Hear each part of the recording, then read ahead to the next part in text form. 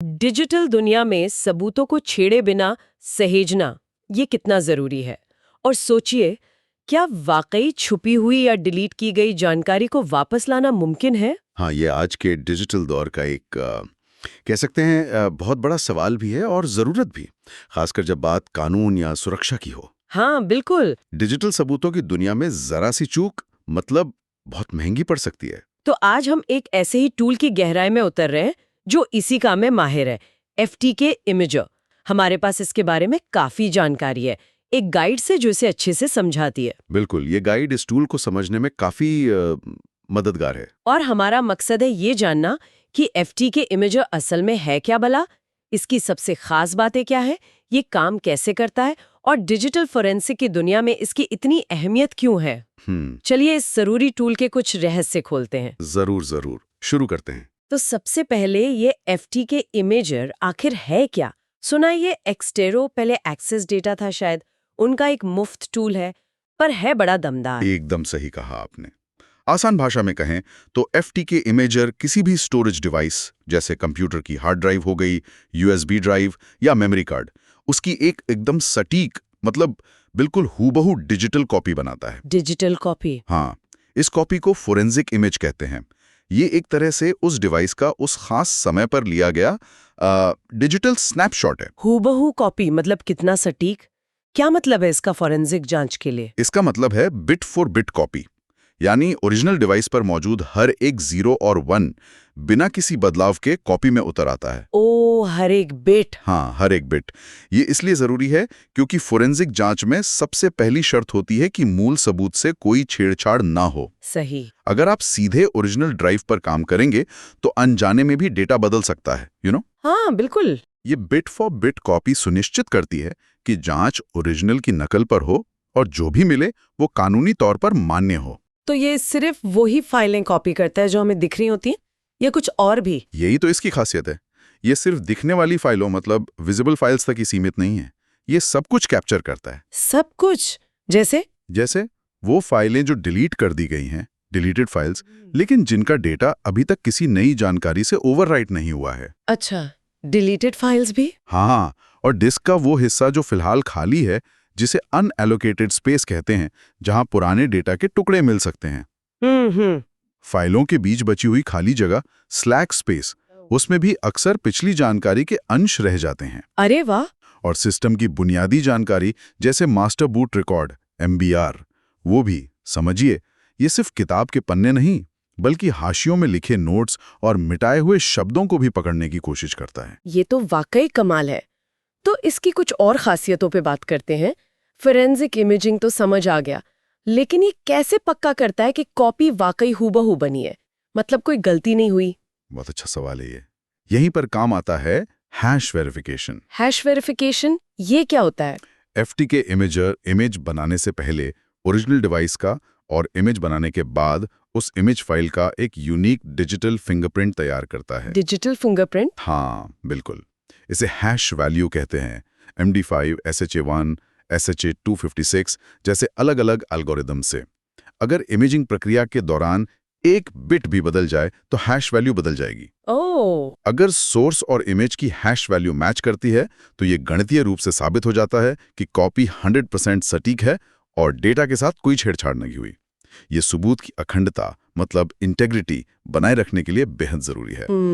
इसे chain of custody का एक अहम हिस्सा माना जाता है। मतलब सबूतों की दुनिया में ये एक तरह की गारंटी है। बिल्कुल, पक्की। हाँ, कह सकते हैं। और क्या खास है? सुना है ये डेटा को बिना बदले देखने भी देता है। हाँ, 2 तरीके हैं इसके लिए। एक है डेटा प्रीव्यू। Data preview? आप सीधे ओरिजिनल डिवाइस को, हाँ लेकिन राइट ब्लॉकर के साथ, या फिर बनी हुई इमेज फाइल को FTK इमेजर में खोलकर उसकी फाइलें और फोल्डर देख सकते हैं, उनका कंटेंट पढ़ सकते हैं, टेक्स्ट या हेक्स मोड में, बिना किसी बदलाव के। अच्छा। ये शुरुआती जांच यानी ट्रायज के लिए बहुत उपयोगी है, जल्दी से ये पता लगाने के लिए कि डिवाइस में कुछ काम का है भी या नहीं। और दूसरा तरीका आप कह रहे थे 2 हैं? हाँ, दूसरा है इमेज माउंटिंग। Image mounting? आप बनाई गई फोरेंसिक इमेज को अपने कंप्यूटर पर एक वर्चुअल ड्राइव की तरह लोड कर सकते हैं। वर्चुअल ड्राइव मतलब जैसे एक और हार्ड ड्राइव दिखती है? बिल्कुल, वो असली ड्राइव की तरह दिखेगी। आप फाइलों को एक्सप्लोरर में वैसे ही ब्राउज कर सकते हैं जैसे वे ओरिजिनल डिवाइस पर थीं, लेकिन आप इसमें कुछ बदल नहीं पाएंगे। या रीड ओनली मोड में होती है। अच्छा, ये सेफ है फिर। हाँ बिल्कुल, इससे फाइल सिस्टम के स्ट्रक्चर को समझना आसान हो जाता है। ये दोनों ही तरीके सबूत को सुरक्षित रखते हुए विश्लेषण करने की सहूलियत देते हैं। ये तो बहुत उपयोगी है। लेकिन एक चीज जो मुझे सबसे ज्यादा दिलचस्प लगी वो है रैम कैप्चर। ये क्या है और क्यों जरूरी है? ये वाकई बहुत महत्वपूर्ण फीचर है। रैम यानी रैंडम एक्सेस मेमोरी कंप्यूटर की वॉलेटाइल या अस्थिर मेमोरी होती है। वॉलेटाइल मतलब? इसमें वो सारी जानकारी होती है जिस पर कंप्यूटर उस समय काम कर रहा होता है। कौन से प्रोग्राम चल रहे हैं, नेटवर्क कनेक्शन कौन से खुले हैं, क्लिपबोर्ड में क्या कॉपी किया हुआ है, यहां तक कि कई बार पासवर्ड या एन्क्रिप्शन कीज भी मेमोरी में लोड होती हैं। ओह, ये जानकारी हार्ड डिस्क पर सेव नहीं होती और जैसे ही कंप्यूटर बंद होता है ये गायब हो जाती है। अरे, तो जांच के लिए ये तो बहुत कीमती जानकारी खो सकती है। बिल्कुल, खासकर मैलवेयर अटैक या किसी लाइव घटना की जांच, जिसे इंसिडेंट रिस्पांस कहते हैं, उसमें तो ये बहुत जरूरी है। एफटीके इमेजर चलते हुए सिस्टम की रैम का पूरा कंटेंट एक फाइल में कैप्चर कर सकता है। एक .mem फाइल बनती है। अच्छा, बाद में इस मेमोरी डंप का विश्लेषण करके ऐसी अहम जानकारी निकाली जा सकती है जो शायद कहीं और मिले ही ना। और इसे इस्तेमाल करना आसान है? क्या इसे चलाने के लिए सिस्टम पर इंस्टॉल करना जरूरी है? यही इसकी एक और खूबी आती है, पोर्टेबिलिटी। पोर्टेबिलिटी। हाँ, एफटीके इमेजर का एक पोर्टेबल वर्जन भी है जिसे आप सीधे यूएसबी ड्राइव से चला सकते हैं। यूएसबी से? वाओ! इसका फायदा यह है कि आपको संदिग्ध सिस्टम पर कुछ भी इंस्टॉल करने की जरूरत नहीं पड़ती, जिससे सबूत बदलने का खतरा कम हो जाता है ना। हाँ, ये तो बहुत बढ़िया है। लाइव रैम कैप्चर या ऑन साइट जांच के लिए ये बहुत काम आता है। साथ ही इमेजिंग के दौरान ये सुनिश्चित करता है कि सोर्स डिवाइस पर कुछ लिखा ना जाए। इसे राइट प्रोटेक्शन कहते हैं। इसके लिए हार्डवेयर या सॉफ्टवेयर राइट ब्लॉकर का इस्तेमाल भी जरूरी है। तो कुल मिलाकर ये एक ऐसा टूल है जो सबूतों की सटीक कॉपी बनाता है, साबित करता है कि कॉपी सही है, उन्हें सुरक्षित तरीके से देखने देता है और यहाँ तक कि उस क्षणिक डेटा, रैम वाले डेटा को भी पकड़ लेता है जो तुरंत गायब हो सकता है। आपने बिल्कुल सही सार निकाला। ये फॉरेंसिक जांच की नींव रखने वाला टूल है। इसे अकेले इस्तेमाल किया जा सकता है या फिर और एडवांस्ड विश्लेषण के लिए बड़े फॉरेंसिक सूट जैसे एफटीके मतलब फॉरेंसिक टूलकिट के साथ। ठीक है, ये तो समझ आ गया कि ये कितना शक्तिशाली है। अब अगर किसी को इसे इस्तेमाल करना शुरू करना हो तो कैसे करें? कहाँ से मिलेगा ये? अच्छी बात यह है कि ये एक्सटेरो की वेबसाइट से मुफ्त में डाउनलोड के लिए उपलब्ध है। फ्री है बिल्कुल। मुफ्त? ये तो बढ़िया है। हाँ, आप इसे अपने विंडोज कंप्यूटर पर इंस्टॉल कर सकते हैं या जैसा हमने बात की, पोर्टेबल वर्जन यूएसबी पर रख सकते हैं। बस एक चीज, इसे चलाने के लिए एडमिनिस्ट्रेटर अधिकार चाहिए होते हैं। एडमिन राइट्स, ठीक है। कोई खास सिस्टम जरूरतें, मतलब रैम वगैरह? हाँ, विंडोज ऑपरेटिंग सिस्टम चाहिए, कम से कम 4 GB रैम, ठीक है, पर 8 GB या ज्यादा हो तो बेहतर परफॉर्म करता है, खासकर बड़ी इमेज या रैम कैप्चर के लिए। और स्टोरेज? हाँ, और सबसे जरूरी, इमेज फाइल को सेव करने के लिए पर्याप्त जगह। फोरेंसिक इमेज का साइज अक्सर सोर्स डिवाइस जितना या उससे थोड़ा कम हो सकता है अगर कंप्रेशन इस्तेमाल करें, या रॉ फॉर्मेट में थोड़ा ज्यादा भी, तो एक बड़ी एक्सटर्नल हार्ड ड्राइव रखना अच्छा रहता है। ये जरूरी है। और इमेज बनाने का प्रोसेस, क्या ये बहुत जटिल है? मतलब मुश्किल तो नहीं? नहीं, इंटरफेस काफी सीधा है। मूल प्रक्रिया ये मैं बताता हूँ। हाँ, बताइए। पहला एफटीके इमेजर एडमिन मोड में खोलें, फिर फाइल मेनू से क्रिएट डिस्क इमेज चुनें। ठीक है। फिर सोर्स चुनें, फिजिकल ड्राइव मतलब पूरी डिस्क, या लॉजिकल ड्राइव यानी पार्टीशन, या कोई पहले से बनी इमेज फाइल। यहाँ बहुत सावधानी से सही ड्राइव चुनना जरूरी है। हाँ, गलती नहीं होनी चाहिए। बिल्कुल, गलती से गलत ड्राइव चुनना भारी पड़ सकता है, इसीलिए राइट ब्लॉकर इस्तेमाल करने की सलाह दी जाती है। समझ गई। अगला कदम? डेस्टिनेशन सेट करें, कहाँ इमेज सेव करनी है, फाइल का नाम और फॉर्मेट चुनना है। आमतौर पर E01 या DD चुनते हैं। E01 और DD, इनमें क्या फर्क है? E01 फॉर्मेट में आप केस डिटेल्स जैसी जानकारी स्टोर कर सकते हैं, फाइल को छोटे हिस्सों में बांट सकते हैं और कंप्रेशन भी यूज कर सकते हैं। DD रॉ फॉर्मेट है, बिना किसी एक्स्ट्रा तामझाम के, बस सीधा डेटा। अच्छा, फिर हैशिंग जरूर चुनें। वेरीफाई हैशेस आफ्टर क्रिएशन का ऑप्शन टिक करना ना भूलें। कंप्रेशन का विकल्प आपकी जरूरत पर निर्भर करता है, जगह बचाता है, पर थोड़ा ज्यादा समय लग सकता है। और बस स्टार्ट पर क्लिक करें। प्रक्रिया पूरी होने पर सोर्स और इमेज की हैश वैल्यू का मिलान करें और उसे अपने केस नोट्स में अच्छे से लिख लें। हैश वैल्यू का मिलान करना, आप इस पे बहुत जोर दे रहे हैं। क्योंकि यही आपकी पूरी प्रक्रिया की प्रामाणिकता की कुंजी है। बिना मैचिंग हैश वैल्यू के आपकी बनाई इमेज पर सवाल उठ सकते हैं कोर्ट में। सही बात है, कानूनी मामला है। अच्छा, और इमेज बनाने के अलावा अगर सिर्फ कुछ खास फाइलें निकालनी हो तो? मान लीजिए पूरी इमेज नहीं चाहिए। वो भी आसान है। आप पहले ऐड एविडेंस आइटम से सोर्स मतलब ड्राइव या इमेज लोड करें। फिर जो फाइल या फोल्डर चाहिए उस पर राइट क्लिक करके एक्सपोर्ट फाइल्स चुनें और बता दें कहां सेव करना है। एक्सपोर्ट की गई फाइलों के लिए भी हैश वैल्यू बनती है। अच्छा, उनके लिए भी? हाँ, ये तब काम आता है जब आपको सिर्फ कुछ संदिग्ध फाइलें आगे के विश्लेषण के लिए चाहिए हों। और वो डिलीट की गई फाइलों का क्या? उन्हें कैसे रिकवर करते हैं, वो लाल एक्स वाली? हाँ, बिल्कुल। जब आप एविडेंस लोड करते हैं तो फाइल लिस्ट में डिलीट की गई फाइलों पर अक्सर एक लाल एक्स का निशान बना होता है। आप उन पर राइट क्लिक करके एक्सपोर्ट करने की कोशिश कर सकते हैं। कोशिश मतलब गारंटी नहीं है? नहीं, गारंटी नहीं होती।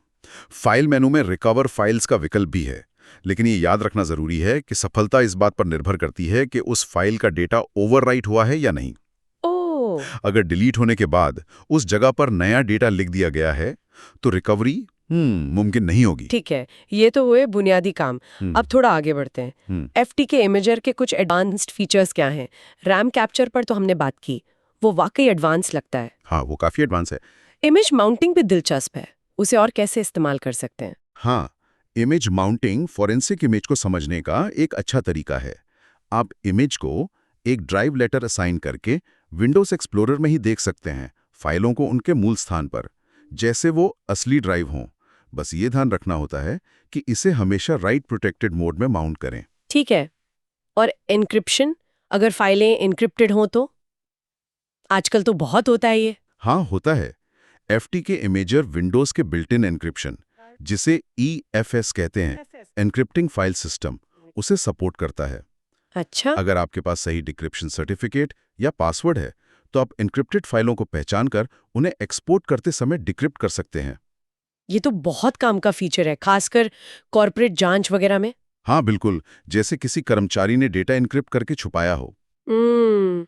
क्या ये और भी गहरी खुदाई कर सकता है, जैसे फाइल सिस्टम को समझना या टूटी हुई फाइलों को जोड़ना, जिसे शायद कार्विंग कहते हैं? कुछ हद तक आप NTFS या FAT जैसे फाइल सिस्टम के स्ट्रक्चर को देख सकते हैं, जैसे MFT यानी मास्टर फाइल टेबल की एंट्रीज। ये एडवांस विश्लेषण की शुरुआत हो सकती है। और कार्विंग? जहां तक फाइल कार्विंग की बात है, FTK इमेजर में इसकी बहुत बेसिक क्षमता है। ज़्यादा एडवांस कार्विंग के लिए आपको इमेज से अनएलोकेटेड स्पेस को एक्सपोर्ट करके स्कैल्पेल जैसे टूल या फिर प्रमुख फोरेंसिक सूट्स जैसे कि FTK, NCASE, इनका इस्तेमाल करना होगा। अच्छा, तो इमेजर का मुख्य काम कार्विंग नहीं है? नहीं, FTK इमेजर का मुख्य काम सटीक अधिग्रहण यानी एक्विजिशन है। गहरा विश्लेषण एनालिसिस वो अक्सर दूसरे टूल्स में होता है। यानी ये टीम प्लेयर की तरह भी काम करता है, दूसरों के साथ मिलकर। बिल्कुल, अक्सर जांचकर्ता FTK इमेजर से इमेज बनाते हैं और फिर उस इमेज को FTK, NCASE, ऑटोप्सी या एक्सवेज जैसे फुल फीचर्ड फॉरेंसिक सॉफ्टवेयर में लोड करके विस्तृत विश्लेषण करते हैं, जैसे कीवर्ड सर्च करना, ईमेल थ्रेड्स देखना, टाइमलाइन बनाना वगैरह। एक लाइव डेटा अधिग्रहण। Live data? मतलब चलते हुए सिस्टम से। हाँ। जैसे कोई सर्वर जिसे बंद नहीं कर सकते, उसमें पोर्टेबल FTK इमेजर से पहले रैम कैप्चर किया जाता है, फिर जरूरी लॉजिकल ड्राइव्स की इमेज बनाई जाती है।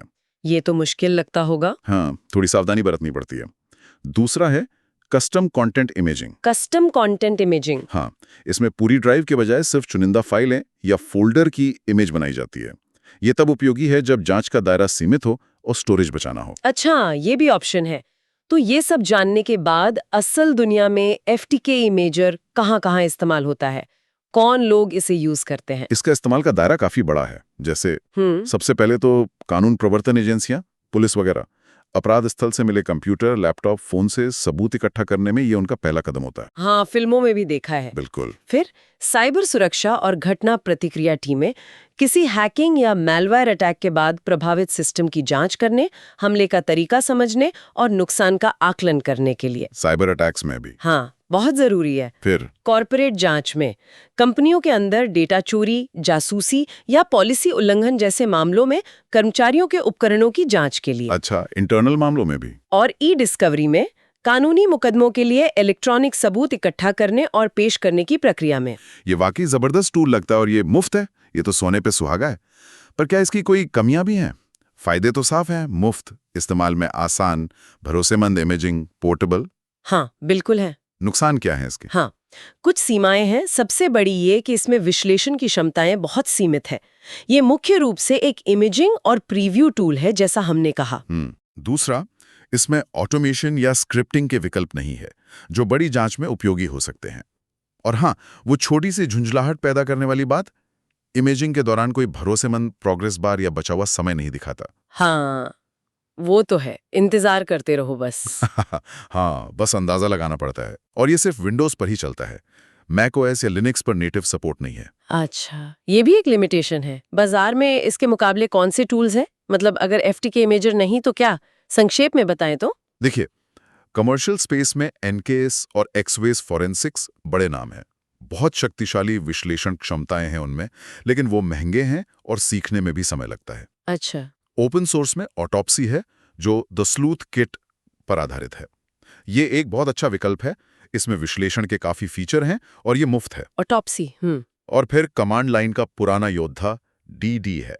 वो सिर्फ रॉ इमेज बनाता है और बहुत सावधानी और विशेषज्ञता मांगता है। ये तो सुना है मैंने। हाँ, तो एफटीके इमेजर इन सब के बीच अपनी जगह बनाता है, एक भरोसेमंद, उपयोग में आसान और मुफ्त इमेजिंग टूल के तौर पर, खासकर उन लोगों के लिए जिन्हें मुख्य रूप से सबूत को सुरक्षित रूप से कॉपी करना है, बिना ज्यादा तामझाम के। ठीक है, तो अगर हम समेटें, पूरी बात का निचोड़ निकालें, तो एफटीके इमेजर का इस्तेमाल करते समय जांचकर्ताओं को किन मुख्य बातों का ध्यान रखना चाहिए? बेस्ट प्रैक्टिस क्या है? कुछ सुनहरे नियम हैं जिन्हें हमेशा ध्यान में रखना चाहिए। बताइए। पहला, हमेशा राइट ब्लॉकर इस्तेमाल करें, चाहे हार्डवेयर हो या सॉफ्टवेयर। ये पक्का करता है कि आप सोर्स डिवाइस को बदले नहीं। दूसरा, हैश वैल्यू जरूर वेरीफाई करें, बनाने के बाद और जरूरत पड़ने पर दोबारा। यही आपकी ढाल है। हैश वैल्यू फिर से। हाँ। तीसरा, सब कुछ डॉक्यूमेंट करें, केस डिटेल्स, डिवाइस की जानकारी, इमेजिंग सेटिंग्स, हैश वैल्यू।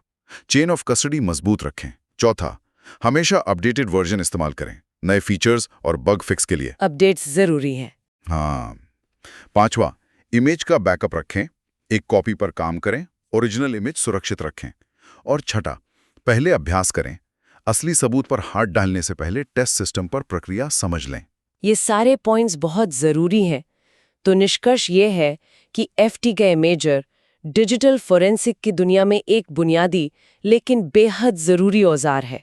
ये शुरुआती लोगों के लिए काफी सीधा है, लेकिन इसमें वो गहराई भी है जो अनुभवी विशेषज्ञों के काम आती है। बिल्कुल, ये डेटा अधिग्रहण, प्रीव्यू और संरक्षण के लिए एक मजबूत, भरोसेमंद और सबसे बड़ी बात, मुफ्त समाधान है। ये किसी भी फोरेंसिक जांच की कह सकते हैं सॉलिड नींव रखने के लिए जरूरी है। जो और सीखना चाहें वो ऑनलाइन ट्यूटोरियल देख सकते हैं या एक्सटेरो की आधिकारिक डॉक्यूमेंटेशन पढ़ सकते हैं। तो आज हमने एफटीके इमेजर की काफी परतें खोली, उन नाजुक बिट फॉर बिट कॉपियों को बनाने से लेकर सिस्टम की क्षणिक याददाश्त मतलब रैम को पकड़ने तक। ये वाकई डिजिटल जासूसी की पहेली का एक अहम हिस्सा है। और यहाँ सबसे दिलचस्प बात यह है कि हमारे डिजिटल डिवाइस कितनी जानकारी सहेज कर रखते हैं और उसे कैसे उजागर किया जा सकता है। वो डेटा भी जिसे शायद किसी ने सोचा हो कि वो हमेशा के लिए मिट गया, डिलीट हो गया। हाँ, ये बात सोचने वाली है। ये एक जरूरी सवाल खड़ा करता है। बिल्कुल, ये सोचना कि एफटीके इमेजर जैसा टूल कितना कुछ वापस ला सकता है। डिलीट की गई फाइलें, रैम में छुपी बातें, तो हमारे डिजिटल कामकाज कितने स्थायी हैं। हम जो डिजिटल निशान अनजाने में भी छोड़ते जाते हैं, वो असल में क्या कहानी कहते हैं? यकीनन सोचने वाली बात है। और इसी विचार के साथ एफटीके इमेजर पर हमारी ये खास पड़ताल यहीं समाप्त होती है।